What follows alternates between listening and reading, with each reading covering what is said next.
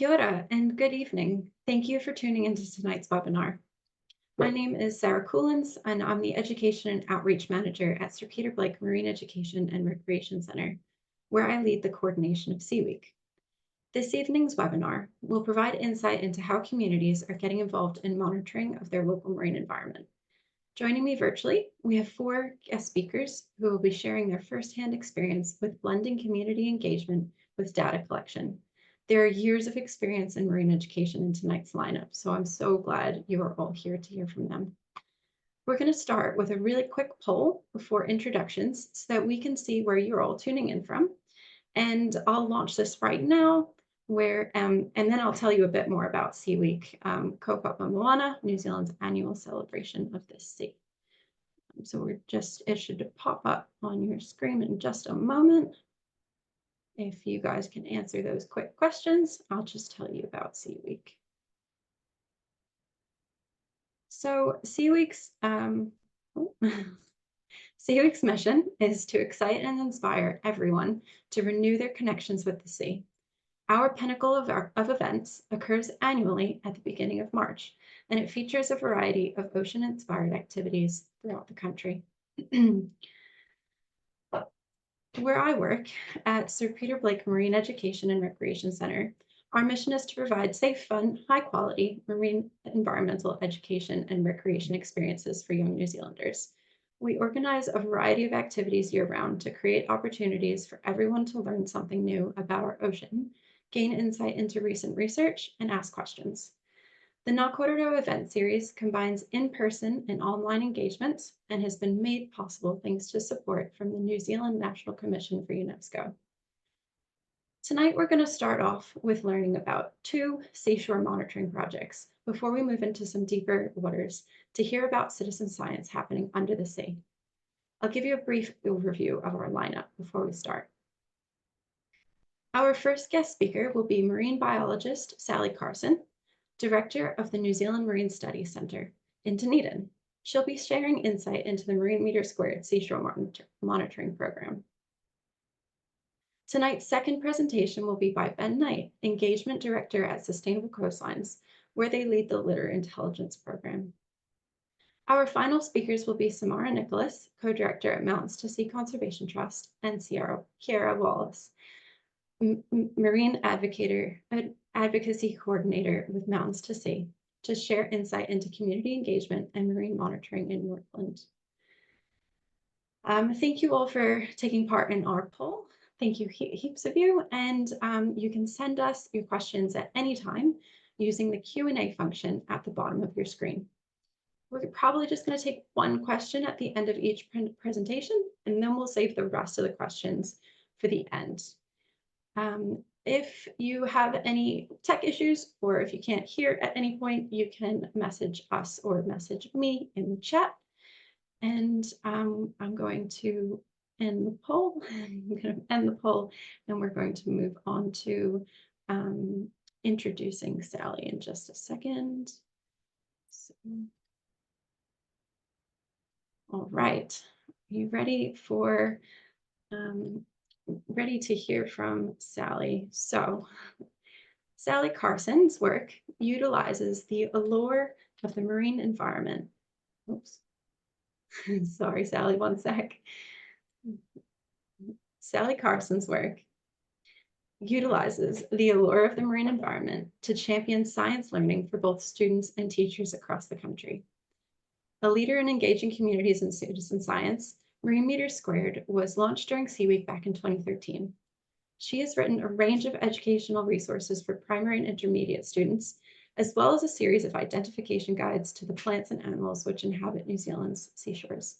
Without further ado, let me hand things over to Sally. Thanks, Sarah. I'll just share my screen and get the PowerPoint up. Can you see that? Good. Okay. Kia ora koutou, ko Heraweka Tamonga, ko Atako Te Moana, ke Otapoti Takukanga, ko Sally Carson Toko Inua, tēnā koutou katoa. Thank you. This photo highlights my place with the New Zealand Marine Study Centre on the left and the going to get rid of this. Sorry, did that work?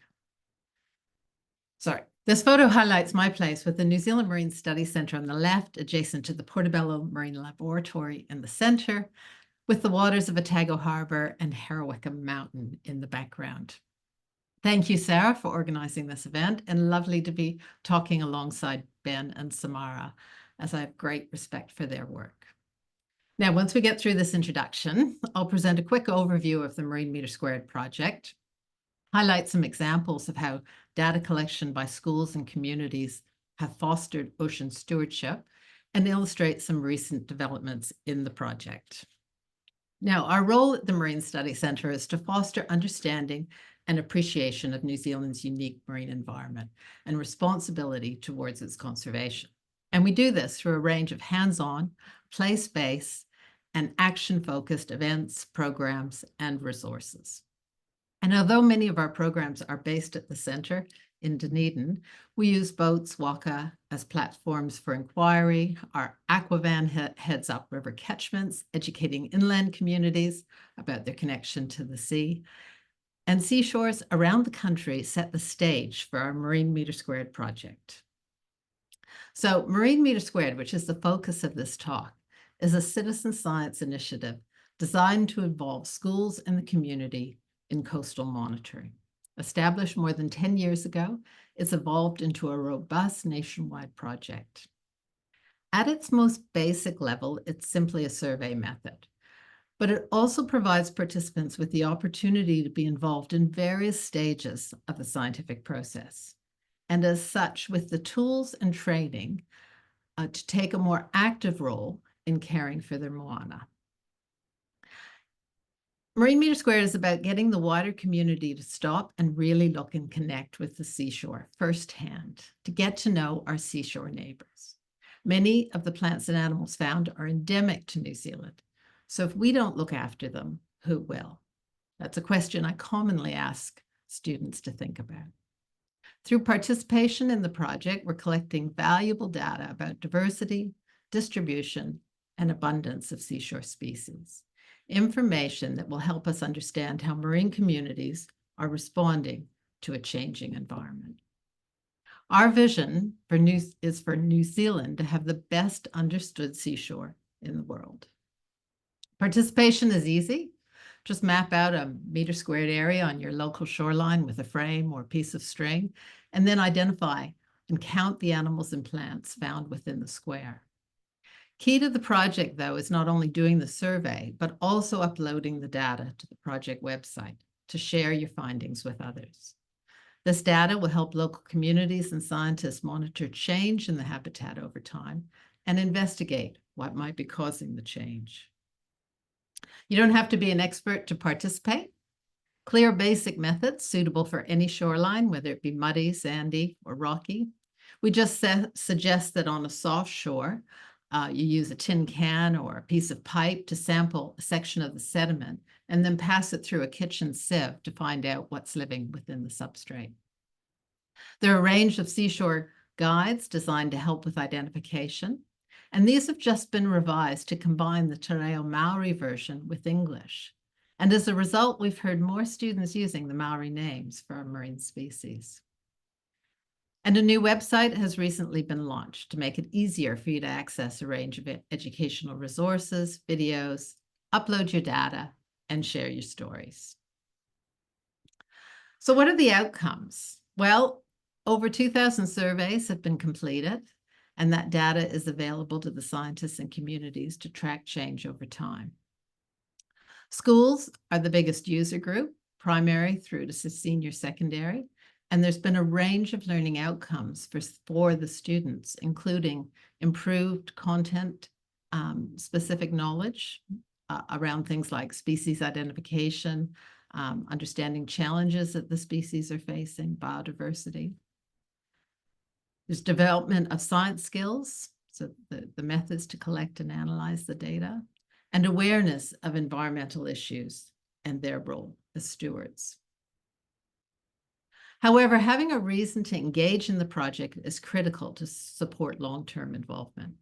When schools hand me their data, I usually hand it back and tell them it's their data They need to understand and care about what's happening on their shore. To be successful, the project must be more than just data donation. We want students to make observations, review their data, and ask questions that are relevant to their local environment and important to them. It's clear from the literature that the learning outcomes are higher when participants are involved in multiple aspects of the project, from formulating the research plan and questions to graphing and interpreting the data. Initial surveys provide observations that will allow participants to ask more specific questions and design a more detailed investigation to learn more. So I thought I'd share with you just a few examples or case studies of how schools and communities have used Marine Metre Squared to care for their local environment. For a small community in North Otago, Marine Metre Squared was embraced as a tool to raise awareness among youth about their place. The local mudflats of Karitani are an important area to gather ka moana, like tuaki or cockles. So this was a likely place to start. The teacher saw the value of the surveys for getting students to look more closely. Even though the students went down to the mudflats regularly to play or collect cockles, the students discovered more animals when they focused their sampling effort within the square. Through doing the surveys, students developed an understanding of kaitiakitanga and sustainable harvest and what they could do to ensure there were cockles for future generations. In Otago Harbour, schools use Marine Metre Squared to investigate a local environmental threat. When Port Otago released plans to deepen the shipping channel for expansion of commercial shipping, there was both public and scientific concern. It was expected that the increased dredging would increase the amount of fine sediment, that mud in the water, causing issues for many marine species. Although the scientists were monitoring the impact on the seagrass beds and subtidal reefs, no one was looking at the intertidal zone, providing opportunity for schools to get involved. 8 sites were established around the harbour, and schools monitored them for 3 years. We had lots of parental involvement and support, scientists engaged, and even the port company started to send staff to help with the data collection. In addition to the biodiversity surveys, students designed simple methods to measure the accumulation of sediment and developed a sensitivity index to understand which species would be most affected by the sediment. Teachers also linked the project to a wide range of curriculum areas. At the end of each year, students presented their results to the scientists, the port company, the wider community, and this provided a great opportunity for discussion and networking. And although some change in the Rocky Shore community and the level of sediment was recorded, once the dredging was reduced, the habitats seemed to recover. Another threat affecting our coastline is the impact of invasive species. Schools in the Auckland region use Marine Metre Squared to investigate the spread and impact of these marine pests. And this work was recognized through a New Zealand Biosecurity Award. When students were asked why they would like to continue monitoring in the Hauraki Gulf, they highlighted the fact that it's their home, it's important to their family, and they wanted to help to make an impact. And the last student recognized the value of long-term data collection. Another Dunedin example highlighted how Marine Metre Squared was used to help school students engage in a consultative process around marine protection. In the process to establish a marine reserve in Otago, there was wide consultation with the wider community. But unless you were a fisher or a diver or a scientist or had experience with the coast, it was really difficult to comment. A teacher from Waikari School thought this was a fantastic opportunity to support her students to develop the citizenship skill of thinking with evidence and the literacy skill of persuasive writing. The issue provided the class with a reason to do the surveys, and it provided a context to look at science topics like food webs and marine habitats back in the classroom. Through collecting data, students were able to support their argument for establishing a marine reserve in the Otago Harbour and made a valuable contribution to the consultative process. And in future, we hope that Marine Metre Squared will be used to assess the impact of these conservation efforts. Similarly, Worcester Bay School in Wellington has been using Marine Metre Squared to gather knowledge for their quest to protect the marine area around their local boat club. Their journey has been inspired by Yachting New Zealand's Runa curriculum, where the Moana Mana module is about providing students with tools to learn about and restore their local coastal area. And Worcester Bay School is well on their way to do just that. They recently presented their findings and ideas for protection to the Wellington Regional Council and were interviewed by Radio New Zealand, hence this article. These case studies, which all involve participants carrying out multiple surveys, taking ownership of the data, and sharing the results with other stakeholders, provides valuable insight for how to develop long-term monitoring programs and extend engagement of participants. So what have we learned? Well, the focus on a local issue created a collective purpose. Shared questions and interest provided motivation for further surveys. That collective purpose was also present when implemented in schools, and when facilitated, the tools could be adapted to support the specific focus. The place-based nature of Marine Metre Squared provided participants with a reason to engage with their environment. Extended training, tools, and support provided opportunity for participants to ask questions, discuss their ideas, and contribute further. And of course, local relevance increases motivation to engage in environmental citizenship behaviors. Creating networks for learning and questioning were important for participants to connect their data with larger environmental issues and provided opportunities for participants to extend and grow their involvement. These concepts have been identified as being important in the development of environmental citizenship, which of course is critical if we want to address the environmental challenges facing society. But also key to keeping people engaged in monitoring and caring for the coast is the use of new technologies and making the job easier. Photogrammetry, where a bunch of images are assembled into a 3D image, is being integrated into Marine Metre Squared. Everyone has a phone in their pocket, and all you need to do is pass your phone over the square, and through automated settings, hundreds of photos are captured. And then once back in Wi-Fi range, these photos are uploaded to an application that stitches them together into a 3D image. Really easy and simple to do.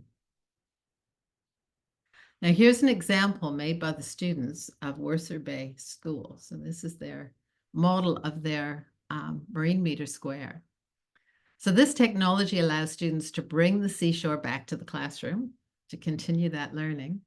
It supports teachers to integrate digital learning with the new curriculum.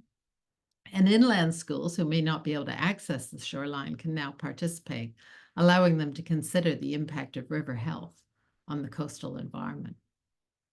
It provides a permanent record of the seashore, which can allow scientists to check the data, that quality control, and go back and reinterrogate the data when new questions arise. So where to next for the Marine Metre Squared project? Well, we want to enable families, schools, and communities to use Marine Metre Squared as a tool to help them be guardians for the local environment and engage in that environmental action. We'll continue to engage with schools in the new curriculum and the focus on local learning. We want to further develop photogrammetry so it's easier to use by the user and that the models are stored in a more accessible format. And of course, encourage long-term data collection, which can be used to answer new questions as the climate and the environment change. So thanks to all those that have engaged in the project and are helping to map our shoreline 1 square meter at a time. Thank you. Kia ora, Sally. That's fantastic. Metre Squared is such an awesome tool for investigating our seashores, and I'm so glad to say that I've seen firsthand how engaging students and all young people can be with it. I love that the students that were part of the Hauraki Gulf monitoring expressed that it was their home and they wanted to help, which really shows that they were connecting with the importance of exploring how our shores are changing, and that the more we know, the better. So thank you so much. I just had a look for questions. There's no questions just at this yet, but I'm going to launch another really short poll before we go into our next presentation. If you have a look on your screen, we should, nope. It didn't quite work. Actually, for anyone that's interested in checking out the Metre Squared website, that should be in the resources tab at the bottom at the moment. But our next poll, here we go. I've got a quick true or false for you. New Zealand has over 14,000 kilometers of coastline, ranking within top 10 countries by the length of coast in the world. True or false? And did you know about 2/3 of New Zealand's coastline is hard rocky shore, with soft shores of sand and gravel covering the remainder. And there's no location in New Zealand that is more than 130 kilometers from the sea. It looks like everybody that's answered has got this correct. So well done, everyone.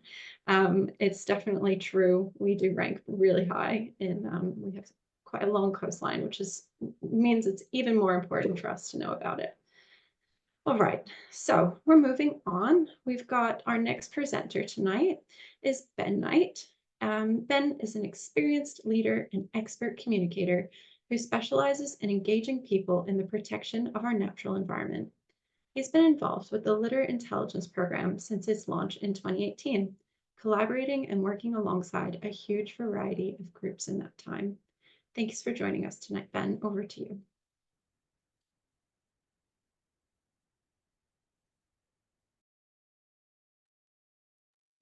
Fantastic. Hey, thank you very much for having me, Ceara. Kia ora to everybody. Ko re mutaka te maunga, ko te awa karangi te awa, ko te moana o raukawa te moana, ko Ben Knight toko ingoa. Yeah, thank you very much. Incredibly impressed with Sally's presentation. Sally is my hero and the inspiration for me getting into the work that I'm involved in at the moment. So you've very impressive presentation, Sally, and I'll do my best to communicate to you about this project that I've been working on for the last nearly 7 years now, called Litter Intelligence.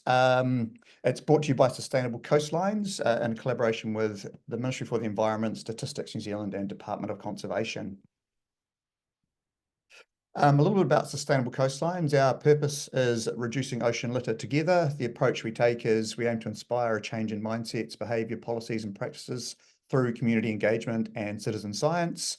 So really trying to take everybody on the journey of change that we do need to make around waste in particular. And we're aiming for a measured impact of a 60% reduction in coastal litter by 2030, which is very ambitious. And I'm not sure we're going to get there, but going to go down trying.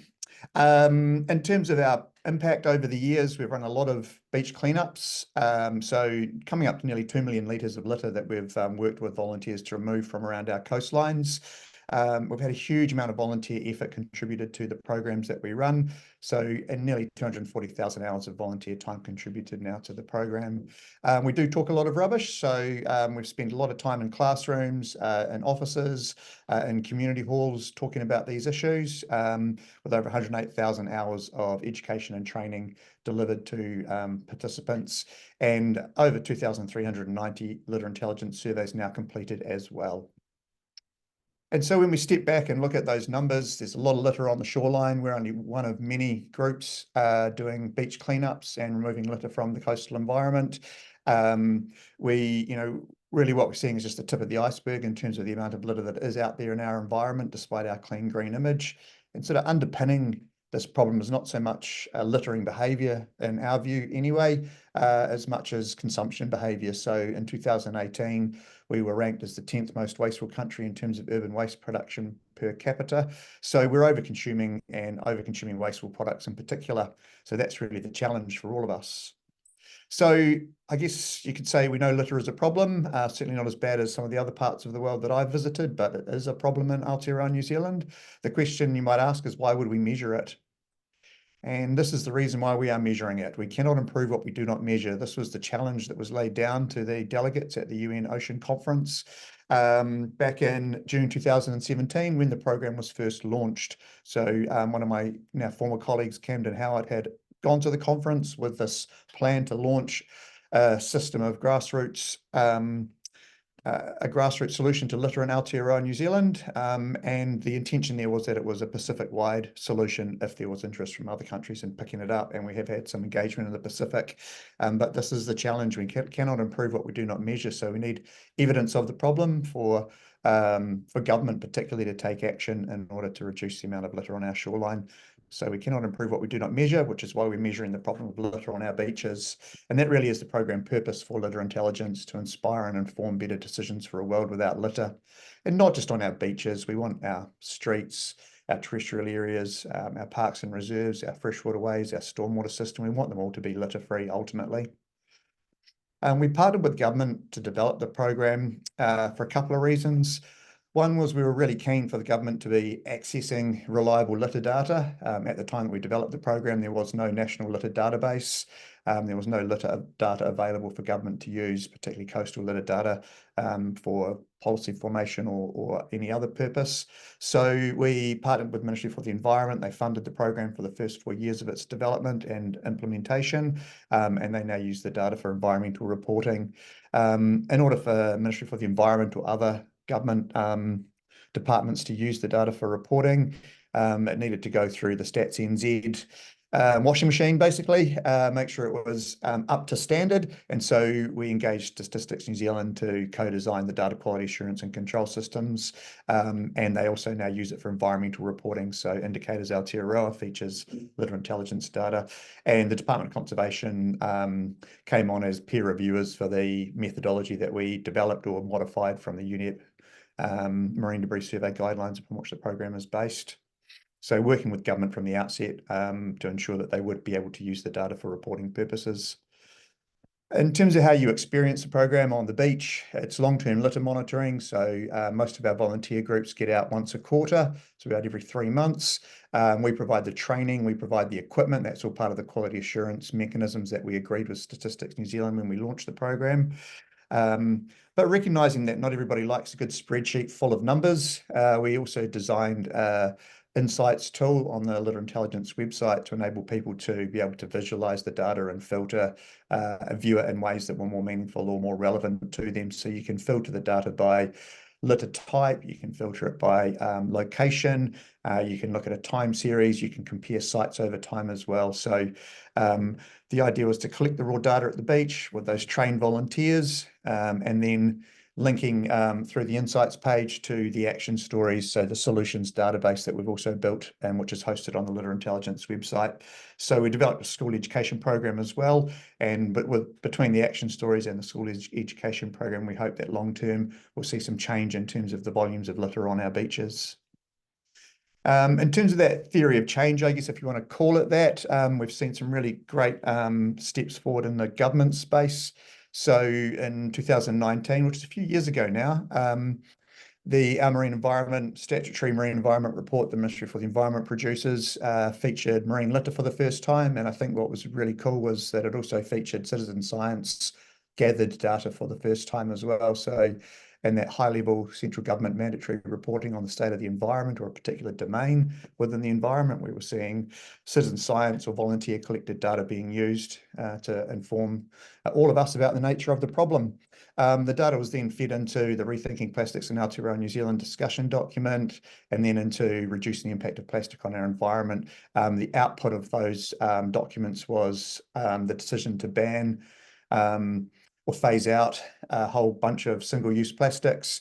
They're all hard to recycle single-use plastics, things like cotton bud sticks, plastic straws, polystyrene food containers, and the last tranche of those hard to recycle single-use plastics will be phased out over the next few months. I think 2025 is when that project wraps up. So it was really promising to see from very early within the program high levels of government engagement with the data collected by volunteers and being used to affect change in terms of policy and regulation. And we've seen regional councils also utilising the data for their environmental reporting. So this example here is Hawke's Bay Regional Council, who in their last round of environmental reporting featured, in the last State of the Environment report, featured litter intelligence data, a full page dedicated to it, which again is just putting this issue on the political radar, on the table to be hopefully better managed long term, because it's a bit of a sleeper issue in some ways. I guess a lot of people perceive the debris to be benign. It might be a visual nuisance, but what we're starting to see now is that there is actual really significant issues with the chemicals contained within the plastics as well. So good to be getting some profile within environmental reporting at a regional council level. Even more important to see organisations and businesses starting to use the data to inform changes that they might like to make. The example on the left was these little blue foam squares, and if you're a beachcomber, you'll probably have found these blue foam squares on the beach before. They're glaziers, tiles. They separate sheets of glass in transit. They turn up all around the country, and you can have a look on Litter Intelligence website to get a better sense of how widely distributed they are. You can filter by that particular litter category and have a bit of a look for yourself. So a local group in Taranaki were picking these up in their survey area. They also noticed that there was similar products littering the street and the gutter outside of a local glass manufacturing company. So they approached the glass manufacturing company and suggested that they might want to reconsider the type of product that they were using. They came up with an alternative, which was a cork glazier's tile, and so they replaced the blue foam squares with cork tiles, which was a really nice, simple little project to see a change in terms of the type of product that was being used. We've also had lots of engagement from schools. There's a really nice mural now down on the main street of Picton, which was put together by a group of students that were involved in the litter intelligence program relatively early in the program. And again, they were wanting to communicate about the values of that place to a much wider audience. The power of storytelling is really, again, one of the cool stories from Gisborne this time. A group of students took the data that they'd collected, took it to their local council and presented the information to the local council. So again, using the evidence of the problem to communicate with a wider audience and bring solutions that might help to reduce the incidence of litter on their shoreline in the future. And just to wrap up, just thought I'd give you a bit of a show of these are just screenshots from the insights page of the website. You can see we've got now across the last 6.5 years, 2,149 surveys, 27,000 hours of volunteer time contributed to the program, which is quite amazing. And 360 survey areas that have been surveyed at least once. Our mission now is to keep the program going and to continue with regular surveys. So we're really focused on a smaller number of priority sites so that we can start to measure change over time more consistently. And that really is the core focus for the project, is to get a good understanding of how is the composition and the density of litter changing across the areas that we're regularly monitoring. But we've got a pretty good spread of sites now, and lots of really engaged volunteers who get out every quarter and do those surveys. I just scroll on here. Oh, going backwards now, that's handy. You can start to really dive into the data if you're interested as well. So you can filter by litter material. So you can look at, what's the composition of the litter that's been found at a specific site or across all of the surveys to date. And no surprise, I guess, to most people is that between plastic and foam plastic, it's over 75% of all of the litter that has been removed by item count is plastic and foam plastic. You can get a more visual breakdown. Again, unidentifiable hard fragments is kind of the end point for any piece of plastic in the marine environment. It's going to turn into a fragment eventually. So they do predominate at most sites. They are the predominant litter type that we find. We're starting to see some differences though. Straws are tracking down at the moment, which is awesome. They've been banned, plastic straws. So starting to see some change there. Plastic cotton bud sticks as well, becoming less common as they've been phased out. There's a real opportunity for somebody to actually do some work on the data now and do a bit of analysis and see what change we are measuring at the beach, or our volunteers are measuring at the beach, and what that might mean in terms of how well regulation or changes to product design are happening. we are starting to see, I have to say, unfortunately, a lot more paper straws on beaches these days. So there are sometimes, unintended consequences of changes in the regulation around these products. Obviously, we would prefer to see reusable straws that come and go with the person who's using the straw. But where it's a disposable item, it's highly likely it's going to turn up at the beach eventually. You can also get a top 10 list of the most common items if that's your thing. And there's 113 categories of litter in total. So you can actually work your way down from the most commonly found to the least commonly found across the sites. So thank you very much for listening, and thanks to all the volunteers that have been out there making this program possible for the last 6.5 years. If you'd like to find out more and get involved, you can jump onto the Litter Intelligence website. And we have a Facebook group as well, which I think, Ceara, I shared the link with you. So that's a good way to stay in touch with what's happening in your local area. You can just introduce yourself, put a shout out, and see if somebody's got a plan to head out and do a litter survey at some stage in the future, and you can tag along. Excellent. Thank you so much, Ben. Yeah, those links are now in the resources tab, both a link to the website to explore their like more action stories and also to the Facebook group. So when I found out that litter intelligence data was able to inform policy change, that is one of the things that got me really excited about the program. So it's so cool to see how much it's helped to inform policy. And I'd recommend everyone exploring the action tab one day, maybe not right now, but if you go to their website through the resources tab, the action tab has heaps more success stories, and it's super cool. So at the minute, there's doesn't see, I'm just checking for some questions. Don't forget to put your questions in the Q&A, which is a little button at the bottom, so it's separate from the chat. We've got another really quick poll, because as Ben mentioned, over 75% of the litter collected by sustainable coastlines is plastic. But what was plastic called before it was popular? Before it was actually plastic. So our true false for you guys is the first man-made plastic was created in 1862 by Alexander Parks, and it was called Parkinson. True or false? Looks like you guys are a bit divided at the moment. I'll give you another second for that. The answer is true. It was called that. Back in the day, it was the first, plastics are just really a fancy term for something that's moldable. And even though there was plastics that were made from natural materials before becoming all polymer based, that is what it was called. All right, we're gonna carry on now. Thanks, there's some really great there's some great things to explore in the resources tab, but we're moving on right now. So our third and fourth presentations of the evening, our final ones, are going to be by Samara and Ceara. Samara Nicholas is co-director of the Mountains to Sea Conservation Trust. Samara is the founding trustee of Mountains to Sea, an umbrella organization for experiencing marine reserves and whitebait connection. I also hear she loves nudibranchs. Ceara is a marine biologist, diver, and underwater photographer, and she's been working with Experiencing Marine Reserves, specifically building their monitoring program. I'm going to hand it over to Samara now to tell us about what they've been working on in Northland. Kia ora koutou te whānau, whakamana te maunga, whakamana te wai, he mauri o ngā tangata, ngā mea katoa he pai. If we look after the water from the mountains to the sea, it will look after us. It is our life force.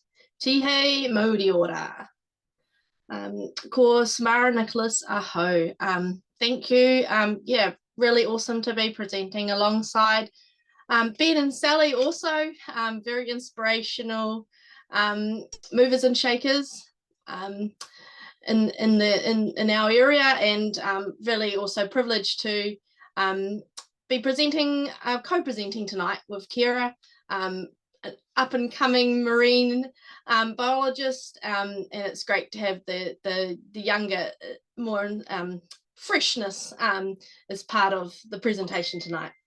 I've been working in this mahi now for, wow, since 2001. Tiny little bit of background. I started at high school, so I'm definitely a living example that environmental education does work, because I was inspired by going out and I was taken snorkeling by my geography teacher, and was part of the Whangarei, establishing the Whangarei Harbour Marine Reserve when I was back in high school. I just double checking, you can see my screen, everyone's all good? Yep, cool. So you guys might be familiar with our kaupapa, so Mountains to Sea Conservation Trust, established in 2002. We do marine and freshwater education and conservation, but you'll probably also may recognise some of our program brands, such as Experiencing Marine Reserves and the Whitebait Connection.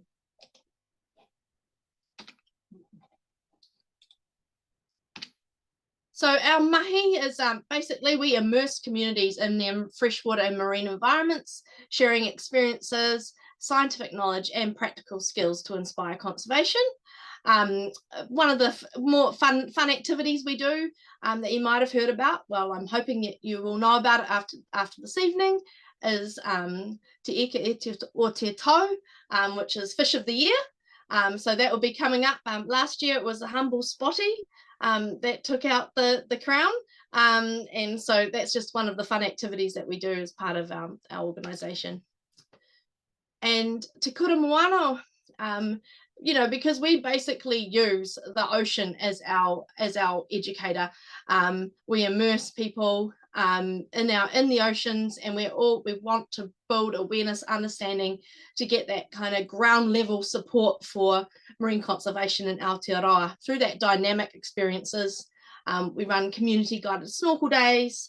And also the EMR program, which starts in the classroom and then ends up out in the ocean. So we start actually by, I'll just see if I've got, might just actually, sorry. We get people excited about the ocean by immersing them in it. One of the highlights has actually been able to, well, I guess, for them to be able to see a fully functioning ecosystem. One of my great heroes, Wade Doak, he referred to it as a wet library. You're able to get students out there to see what it should be like, what a functioning ecosystem should be like. And through this, it really inspires that other ethic of kaitiakitanga. We are all about promoting all aspects of however we can look after the marine environment is encouraged. You know, but we kind of teach about the other side of the story, you know, because we're the kaupapa is no take, it's looking and learning, and this is something that we've kind of encouraged from the very beginning, and we want to go and see what the local marine area looks like and then get out into a marine reserve. Along the way, I mentioned we have community guided snorkel days. We've also established a project called the Marine Mahi for Rangatahi project, which is about trying to encourage our rangatahi, our tai tamariki, to get out and be involved as snorkel guides. And this has been a way to encourage, or volunteering, encourage these students that are really passionate and excited to get involved in more detail. For example, we had this collaboration with Northland Regional Council to remove Mediterranean fanworm, and obviously look out for kalupa. But what we really want to talk about tonight is this really amazing mahi that is happening in the far north at Maitai Bay. I mentioned EMR has been running in New Zealand now since 2002. And one of the first sites that we were able to take our far north schools, this is so our Kaitaia Intermediate, for example, way back in the day, we would take them out to Maitai Bay, but they would see a kinnabarren, and that was all they would see. So this was a great example of their local unprotected area, but it wasn't very inspiring. So we had to actually take them all the way down to Goat Island. So we were working with Kaingaroa School, and I've actually used real photos from this particular date and time. So this is why they're looking maybe a little bit old, not what used to with EMR, not too fancy. This is back in the day. This is in 2015 with Kaingaroa School, and one of the parents was Whetu Rutini. And we were not only treated to seeing massive snapper, and also we did see crayfish that day. They also had an amazing orca experience. As you probably can't really see it, but in the media article, Close Encounters with the Orca Kind, there's a snorkel sticking up. There's actually an orca fin behind that. So it's just kind of unfortunate timing, but that was very memorable for everyone on this trip. After the trip, this is Fetu. He contacted me and said, you know, Samara, you know, how could we do something like that in our rohi? I was able to put him onto our amazing legends in our organisation, the late Dr. Roger Grace and Vince Kerr, and who have also been involved in a lot of subtidal monitoring and marine conservation projects throughout New Zealand over many, many years. So Vince was able to talk about the options, and one of those options was looking at a rahui, a no-take rahui. So Fetu is from Te Whānau Moana me te Rorohuri, and into the soon after the project, the hapu were able to form a charitable organisation. That is something that Mountains to Sea Conservation Trust was able to support. Aim of our organisation is to support community and hapu-led aspirations for their rohi. So that was really awesome, and Ciara's going to talk to you more about the history behind the rahui and what it's working. But the really important thing is, alongside the community engagement, and I must say, Maitai Bay is in the far north, and it's one of our most popular community guided snorkel day locations, with over 200 people attending. And I must say, since 2002, EMR has now taken 174,000 people snorkeling throughout Aotearoa. So this is one of our most popular sites, and it's become a really important aspect to working alongside the science, and because the engagement is so important. The engagement is so important for the inspiration, for people to want to care, to want to make a difference, but also for actually helping to make the mahi happen. So we're able to now take students up there and actually get involved in the monitoring of this rahui as well, through our time swim surveys, yeah, so that, and taking photo. Actually, on the next slide, you'll see a few of the photos. Back in the early days, we would have to travel all the way down to Goat Island if we wanted to immerse students in a fully functioning ecosystem, or an ecosystem that actually has stuff that they can see. But would you believe this is actually Maitai Bay? This was just last year. This is so amazing to see. In the beginning, I showed you the Kinnabarren image. It was like that. But now we're able to see all sorts of different types of fish, and the seaweed's coming back, and it's amazing.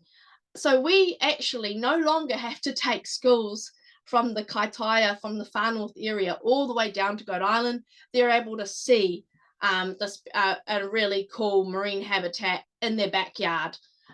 So this has been really awesome for our Northland, our Taitokoro community. And there's just, you wouldn't believe that was actually Maitai Bay. You can just a typical scene that you might see at Goat Island. And just shouting out to Sophie as well there for her awesome photography. It's definitely better than mine. And I'm just now going to hand it over to Ciara to finish. I'll just stop sharing, Ciara, so you can carry on. The awesome story of Maitai Bay.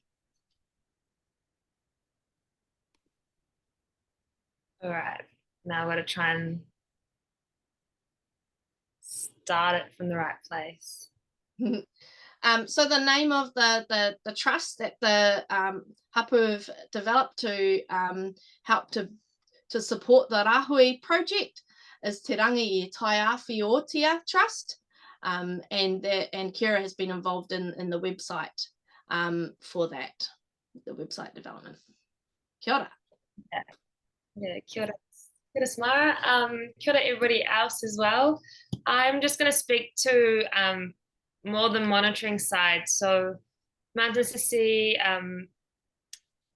really supported the hapu getting this Rahui established, but it was really, we're just kind of championing the hapu. They did all the hard mahi, and their kaupapa behind it, it's quite unique. So for anyone who knows what Rahui usually means, it's usually a temporary closure of anything.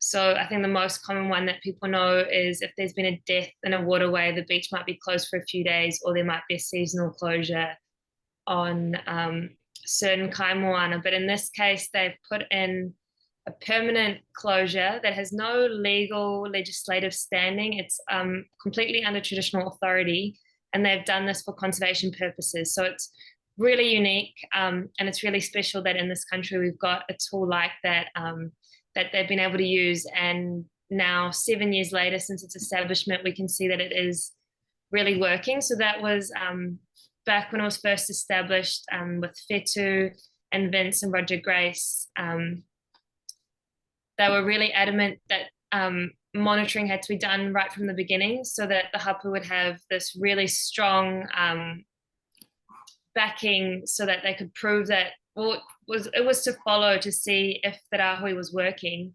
And it's now got to the point that they've just got this really supportive bit of science that shows how well it's working, and that they can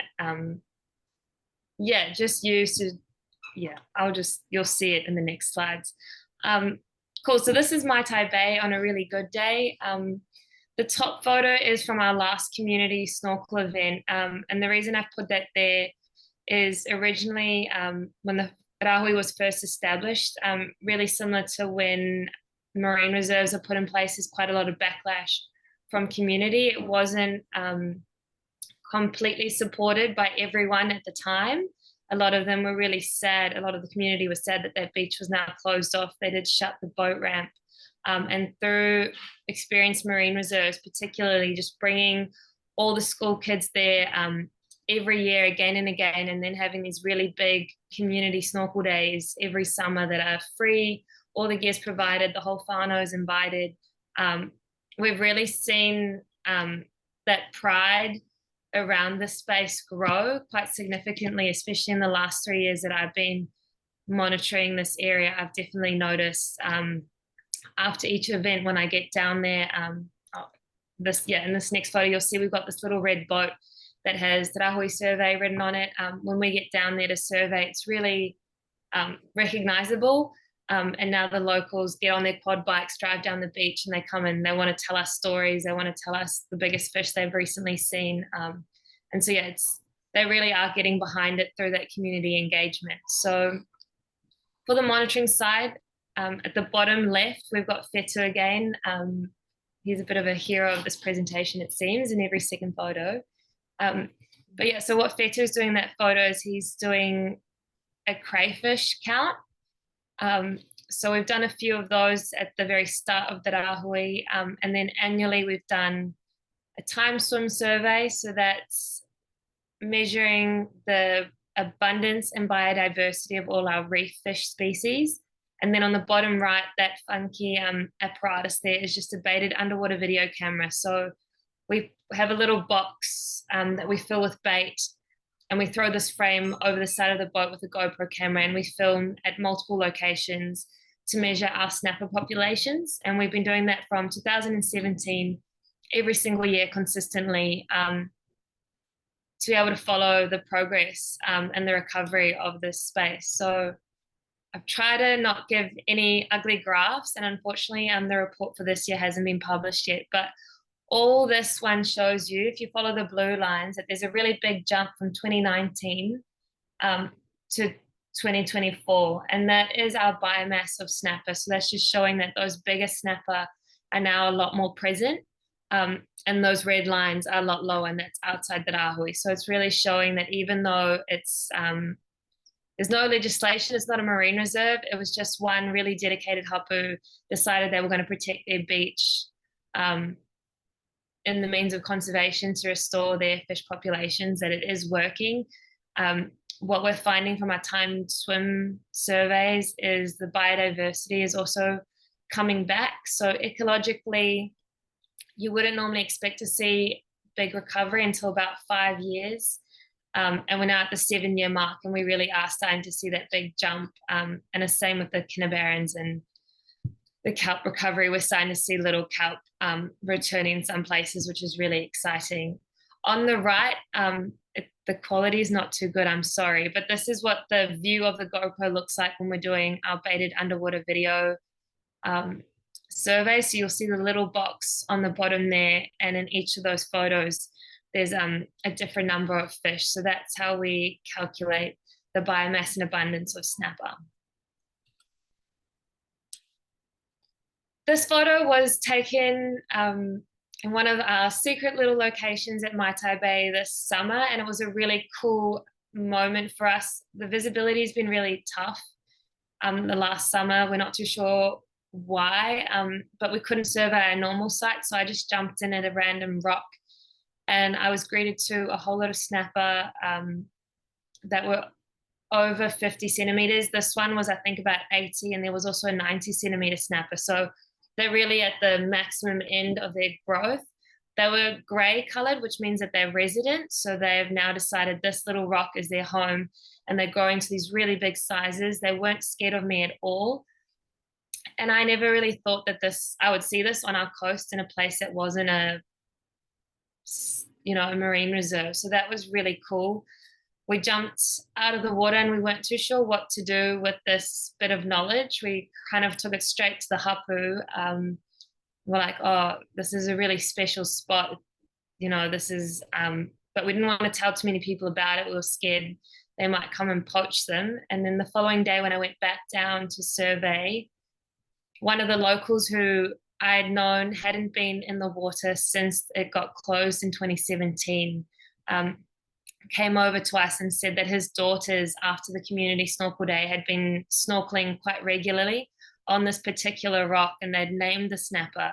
And he seemed really proud of the whole thing. So you can see just in that interaction how the culture around their space was changing. Also that these girls had now taken it upon themselves to befriend and protect this rock and these really big snappers. So that was a cool, just kind of anecdotal side to our monitoring.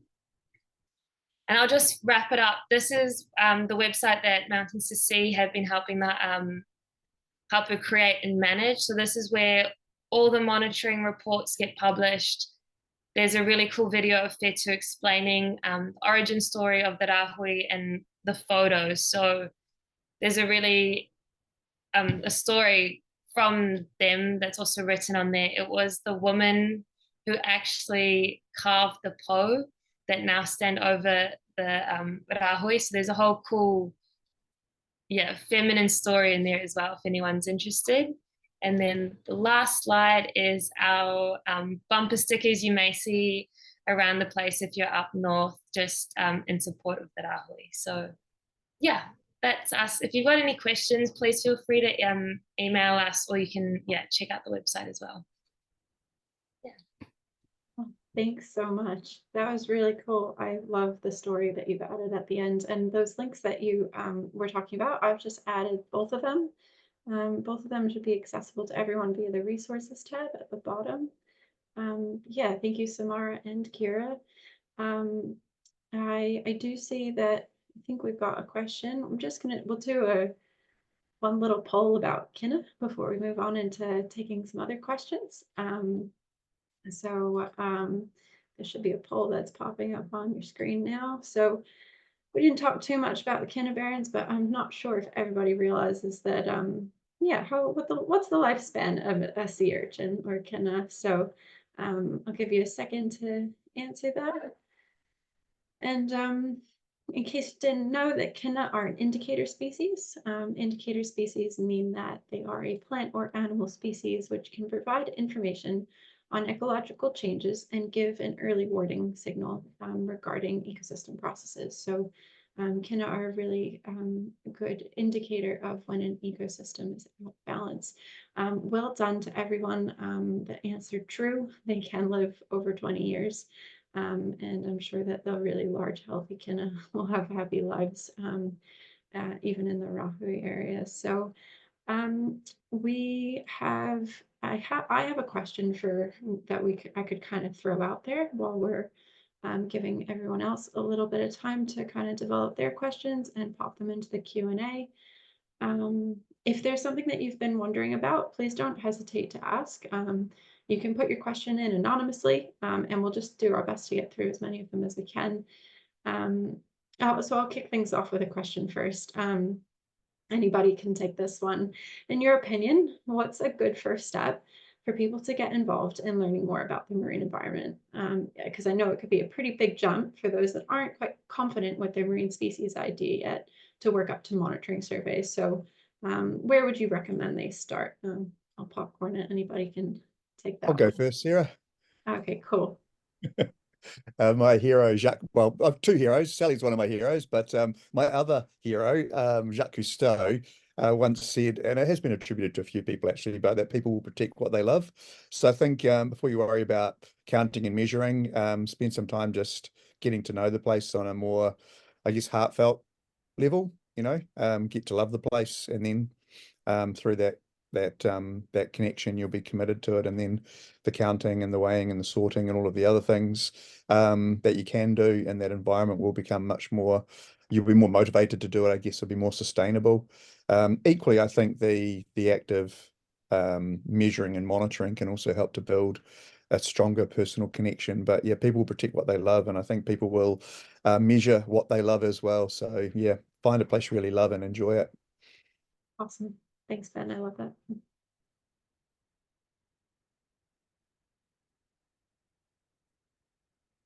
Anyone else wanted to add their 2 cents about that one? I guess I can just comment that one thing we found with Marine Metre Squared is when you put the square down, people start to look closer. And although it might be a beach that they've walked the dog on or they've explored all their life, once they start looking at more detail, they find more and they're more engaged, and they then start observe behaviors. And yeah, so it's time. It's going down there and experiencing it on more than one occasion as well. Yeah. There's so many tiny things when you're looking at it, when you're just looking at one little square. You realize there's so many more tiny things. Thanks, Sally. I know there must be some questions out there. Got some great comments about how many people are really appreciative of this mahi. It's cool. I think there's a question about using art. I haven't seen it. Sorry. Go for it. If you can see it, if you could read it. Oh, I see it now. Sorry. I'm sorry. Hey, Nikki. Thanks for your question. Nikki Wallace is asking, have any of you worked with artists to increase awareness of the marine environment? I could say, yes, one example is that we have recognized that art is a way that a lot of people, especially young people, connect to the ocean. And so we've been really lucky to have the support of the Bobby Stafford Bush Foundation. And we're able to have a ocean art aspect to our action celebrations as part of EMR. Where we can not only celebrate action projects, but also really awesome art projects and bring them all up to the Poor Knights Islands. And we've had like a lot of feedback over the years. We've been running the trip now for basically since the beginning, but all around New Zealand for the last 10 years. Lots and lots of student feedback about how that has been really impactful for just for the life of these students. And I also know that they did take a whole lot of artists to the Kermadec Islands, Rangitahua, and that was a really cool way of kind of celebrating and promoting the ocean in a different way. We've also worked with artists. The Otago Polytech has an initiative every year where they pair scientists with artists. So the year we participated was Art and Ocean, and we were paired with a weaver, and she wove tea towels and the colorations of the intertidal, of a healthy intertidal zone, which were vibrant, and versus the tea towel that was representing a more polluted environment where the colors were very muted.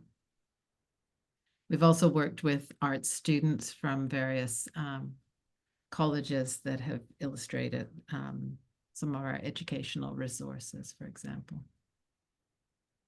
and produced posters and things.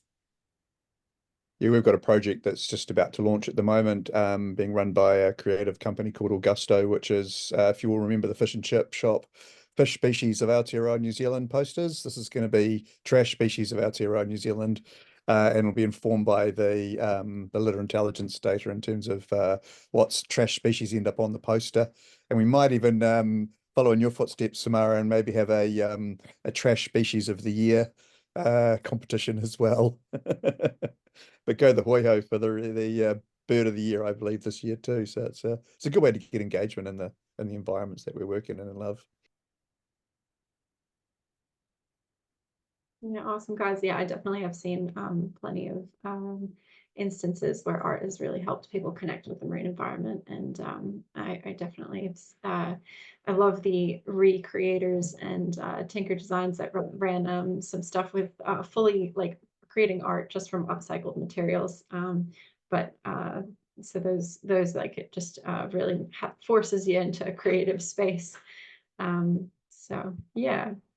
And Helen has mentioned that she Seawol's art project by Pangeoseed, which sounds really interesting. I should look it up as well.